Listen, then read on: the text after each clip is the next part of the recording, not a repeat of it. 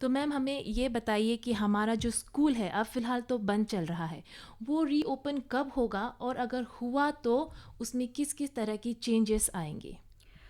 अम, आज के परिवेश में जो हम सोच रहे हैं वो ये है कि अगर हमारे यहाँ कोविड केसेस कम रहते हैं या बहुत नहीं आते हैं तो हम जून के महीने में 6 से 12 स्टैंडर्ड की क्लासेस खोलने का प्रस्ताव हमने सरकार के सामने रखा है कि हम 15 जून के आसपास 6 से 12 स्टैंडर्ड के बच्चों को स्टैगर करके स्कूलों में बुला सकें, शिफ्ट वाइज क्लासेस कर सकें ताकि उनमें सोशल डिस्टेंसिंग रखी जा सके।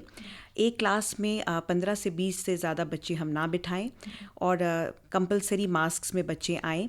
उनकी क्लासेस के बाहर सैनिटाइजर्स हों, हैंड वॉश की सुविधाएं हों ताकि वो आराम से क्लासेस ले सकें।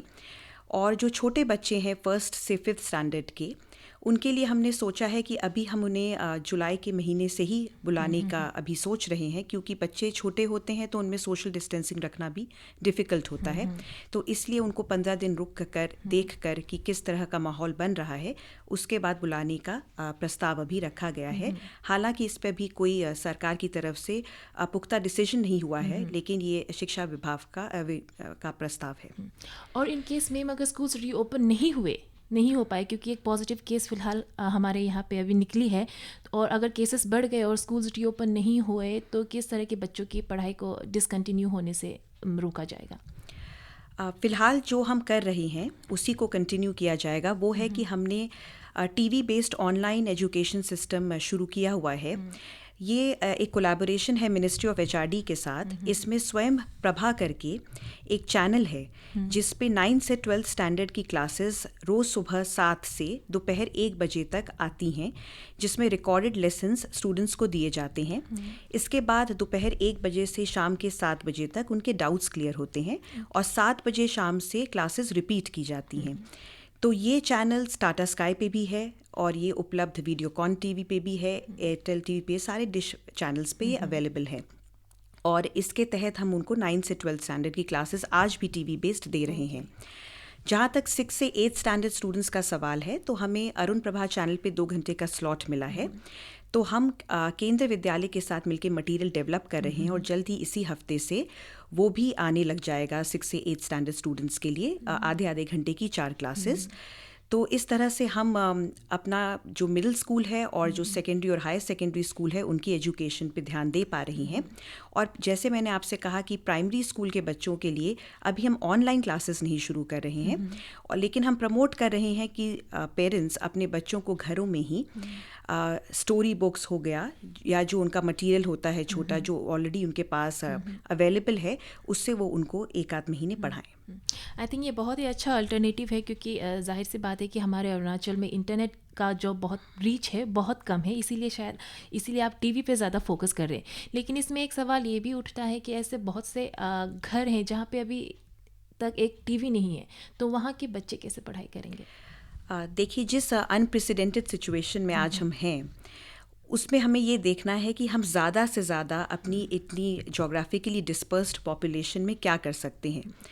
तो इसीलिए क्योंकि हमने देखा कि मेजॉरिटी अगर हम देखा जाए तो इंटरनेट वर्सेस अगर टीवी देखना है तो हमने ये पाया है कि इंटरनेट कनेक्टिविटी ज़्यादा घरों में नहीं होगी इन कंपैरिजन टू टीवी। तो इसीलिए हमने टीवी का मैकेनिज़्म अडॉप्ट किया है। और मुझे यकीन है कि टीवी एक ऐसा माध्यम है कि 2-3 घर भी सोशल डिस्टेंसिंग रखकर एक जगह टीवी रखकर भी देख सकते हैं। तो इसलिए अगर मैं ये भी लोगों से रिक्वेस्ट करूंगी कि अगर ये पॉसिबिलिटी नहीं है कि किसी घर में टीवी नहीं है लेकिन 2-3 बच्चे भी सोशल डिस्टेंसिंग रख कर अगर एक टीवी के ज़रिए भी एजुकेशन ले पाएँ तो मैं इसको प्रमोट करना चाहूँगी। ओके मैम, तो पहले ये कहा गया था कि जो बच्चे हैं उन्हें बिना एग्ज़ाम के प्रमोट किया जाएगा। तो चलिए, प्राइमरी बच्चों के लिए, छोटे बच्चों के लिए ज़्यादा फ़र्क नहीं पड़ता, लेकिन जो 9th और 11th के बच्चे हैं उनको थोड़ा शायद डिसएडवांटेजेस हो सकता है क्योंकि नेक्स्ट ईयर उनको बोर्ड्स देना पड़ सकता है। तो इसके बारे में आप क्या कहेंगे? देखिए, अगर हम गए हुए सेशन की बात करें तो उसका रिज़ल्ट डिक्लेयर हो चुका है और बच्चे नेक्स्ट क्लास में प्रमोट हो चुके हैं, चाहे वो 10th 12th में जाने थे या 9th और 11th में आने थे। और अभी सेशन की शुरुआत है, तो ये कहना अभी तो ठीक नहीं होगा कि उनको एज इट इज़ पास कर देना चाहिए आने वाले सेशन में, क्योंकि अभी हमारे पास लगभग पूरा साल है बच्चों को पढ़ाने के लिए। और अगर हम हर साल का भी एकेडमिक कैलेंडर देखें तो 31 मई तक हमारी वैसे भी गर्मी की छुट्टियां ही होती थी, तो अभी हमारे पास पूरा सेशन अवेलेबल है। और ये डिसीजन कि उनको पास किस तरह किया जाएगा और वो किस तरह पास होंगे, इसमें अभी वक्त है सोचने के लिए। अभी हम इस पर फोकस करें कि हम ये कोशिश करें कि हम बच्चों को ठीक से पूरे साल का कोर्स करा पाएँ। तो फिर ये बताइए, जो रिमेनिंग एग्ज़ाम्स है सीबीएसई के, वो कब किया जाएगा, और अगर एग्ज़ाम्स हुए तो उसके सेफ्टी गाइडलाइंस क्या होंगे? जैसे कि आप जानते ही हैं कि मिनिस्ट्री ऑफ एचआरडी ने जुलाई में बचे हुए बोर्ड एग्ज़ाम्स जो 12th के बचे हैं उनको करवाने का टेंटेटिव हमें एक अनाउंसमेंट की है। हम भी डेट शीट और टाइमलाइंस का वेट कर रहे हैं। और जब भी ये एग्ज़ाम्स होल्ड होंगे तो ये पूरे सारे सोशल डिस्टेंसिंग और सारी जो जितनी भी हमारी इसमें प्रिकॉशंस हैं उनके साथ ही किए जाएंगे। इस तरह क्लासरूम्स में बच्चे बिठाए जाएंगे कि उनमें डिस्टेंस हो, वो मास्क पहन के दे सकें। जैसे मैंने आपको बताया कि टीचर्स सैनिटाइज करके पेपर्स दें, बच्चे ठीक से पेपर कर पाएँ और उनके पास सारी सुविधाएं अवेलेबल हों पेपर देने के टाइम, ये हम लोग इंश्योर करेंगे। तो फिर मैम, मैं आपसे ये पूछना भूल गई कि जब अगर स्कूल रीओपन होंगे तो उसमें सेफ्टी गाइडलाइंस क्या होंगे? जैसे मैंने आपको बताया कि सेफ्टी गाइडलाइंस ऐसे ही रहेंगी कि बच्चों को स्टैगर करके बुलाया जाएगा शिफ्ट वाइज। मैंने जैसे कहा कि 15 से 20 से बच्चे हम नहीं बिठाएंगे एक क्लास में, उससे ज़्यादा। और बच्चों के लिए सैनिटाइजर्स का, हैंड वॉश का, मास्क की सुविधा रहेगी। हम बच्चों को ये भी प्रमोट करेंगे कि वो घर से हैंड मेड मास्क पहन कर आएँ। और हम 3 से 3.5-4 घंटे की ही क्लासेस स्कूल में एक टाइम में करेंगे, ताकि चाहे हम 1 घंटे का एक लेसन लें या एक सब्जेक्ट लें और 3 सब्जेक्ट ही कवर करें दिन में, लेकिन बच्चों के हम उनकी सेफ्टी का, उनके हेल्थ का ध्यान रखें। हाँ, तो ये मैं श्रोताओं को मैं एक्चुअली ये बताना चाहती थी कि आपको घबराने की ज़रूरत नहीं है। हमारा जो डिपार्टमेंट है वो पूरी प्लानिंग कर रही है कि किस तरह से वो दोनों बच्चों और टीचर्स का इस कोविड-19 के महामारी के दौरान उनको सेफ रखेंगे। तो मैम, हमें ये बताइए कि जो हमारे कॉलेजेस है, यूनिवर्सिटीज़ है, उसकी एकेडमिक गाइडलाइंस क्या है अब तक के? और स्पेशली लॉकडाउन के दौरान ऐसे बहुत सारे, स्पेशली जो फाइनल सेमेस्टर के बच्चे थे, उनका एग्ज़ाम नहीं हो पाया, तो उसका क्या किया जाएगा? देखिए, ये सच है कि स्कूलों के मुकाबले कॉलेजेस की जो सिचुएशन थी वो थोड़ी डिफरेंट थी, क्योंकि कॉलेजेस में एग्ज़ाम अभी हुए नहीं थे। तो इसलिए हमारा एकेडमिक कैलेंडर हर साल आरजीयू बनाता है, और आरजीयू ने इस बार का एकेडमिक कैलेंडर हमसे टेंटेटिवली जो उन्होंने बनाया है वो शेयर भी किया है। उसके तहत 14 जून तक तो अभी वेकेशंस ही हैं कॉलेजेस में।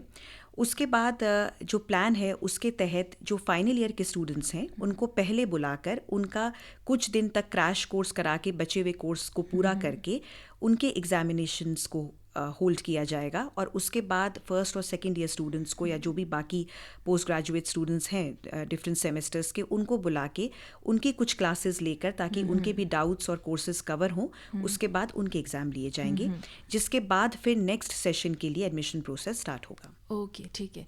तो मैम, आपसे मैं ये सवाल पूछना चाहूँगी कि लास्ट मंथ अप्रैल में हमारे खंडू सर ने ट्वीट करा था कि वो 53.26 करोड़ का स्टाइपेंड अमाउंट रिलीज़ करेंगे इन इंस्टॉलमेंट बेसिस पे। तो क्या ये सभी स्टाइपेंड रिलीज़ हो चुकी है, और क्या ये बच्चों तक पहुंच चुकी है? जहाँ तक स्टाइपेंड का सवाल है, स्टाइपेंड पूरा डिस्पर्स हो चुका है और बच्चों के अकाउंट में आ चुका है। जहाँ तक स्कॉलरशिप का सवाल है, पोस्ट मैट्रिक स्कॉलरशिप का, क्योंकि वो हमारे लिए इसलिए प्रायोरिटी थी क्योंकि हमारे कई बच्चे बाहर फंसे हुए थे, और इस वक्त स्कॉलरशिप का अमाउंट उन तक पहुंचना उनके लिए काफ़ी मददगार होता। इसीलिए हमने स्टैगर करके फ़र्स्ट इंस्टॉलमेंट जो है, जितना हमारे पास फ़ंड अवेलेबल था उसके अकॉर्डिंगली हमने फ़र्स्ट इंस्टॉलमेंट डिस्ट्रीब्यूट कर दिया है, दे दिया है सब स्टूडेंट्स को, उनके अकाउंट में आ गया है जो भी एलिजिबल स्टूडेंट्स थे। और जो बाकी का बचा हुआ अमाउंट है उसका मेजॉरिटी पैसा हमारे पास मिनिस्ट्री ऑफ ट्राइबल अफेयर्स से आ गया है। हम कुछ अमाउंट बच गया है जिसका हम वेट कर रहे हैं और हमने स्टेट गवर्नमेंट से भी रिक्वेस्ट किया है कि हमें अमाउंट दें। वो जैसे ही हमारे पास आ जाता है, मुझे उम्मीद है कि इस हफ्ते वो क्लियर हो जाएगा। स्टेट गवर्नमेंट का हमारे पास क्लियर हो चुका है, हम मिनिस्ट्री से भी कुछ वेट कर रहे हैं। जैसे ही क्लियर होगा हम बाकी बचा हुआ अमाउंट भी स्टूडेंट्स को क्रेडिट करेंगे। ओके मैम, तो हमारे पास वक्त कम है और मैं आपसे ये जानना चाहती हूँ कि हमारे जो स्टूडेंट और पेरेंट्स हैं उनके लिए आपके पास कोई मैसेज है? अपने स्टूडेंट्स और पेरेंट्स के लिए मेरा यही मैसेज है कि आप कोविड-19 से प्रिकॉशन लेते हुए अपना सारे हेल्थ प्रिकॉशंस लें, लेकिन घबराएं ना।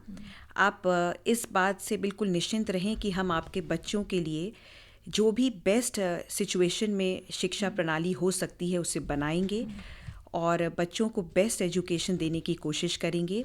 जो भी चैनल्स या ऑनलाइन मैकेनिज़्म हमने अडॉप्ट किया है, आप प्लीज़ अपने बच्चों से कहें कि उनका पूरा भरपूर फ़ायदा उठाएं, क्योंकि अभी बच्चे घरों में हैं और वो बहुत ज़्यादा एक्स्ट्रा करिकुलर कुछ कर नहीं सकते, इसलिए अपनी एकेडमिक स्ट्रेंथ को स्ट्रॉन्ग करें। और बच्चों से मेरी यही विनती रहेगी कि इस समय को बहुत अच्छी तरह से यूटिलाइज़ करें। एकेडमिक नॉलेज तो गेन करें ही करें, लेकिन ये मौका जो उन्हें अपने पेरेंट्स के साथ इतने लंबे अरसे तक साथ में रहने का मिला है, तो उनके साथ वक्त व्यतीत करें, उनसे अपना रिलेशन स्ट्रॉन्ग करें, उनकी बातें मानें। इसके अलावा मेडिटेशन करें, योगा करें, आगे अपने जीवन में क्या अच्छा करेंगे सोचें और कुछ नया सीखना चाहें तो ज़रूर सीखें।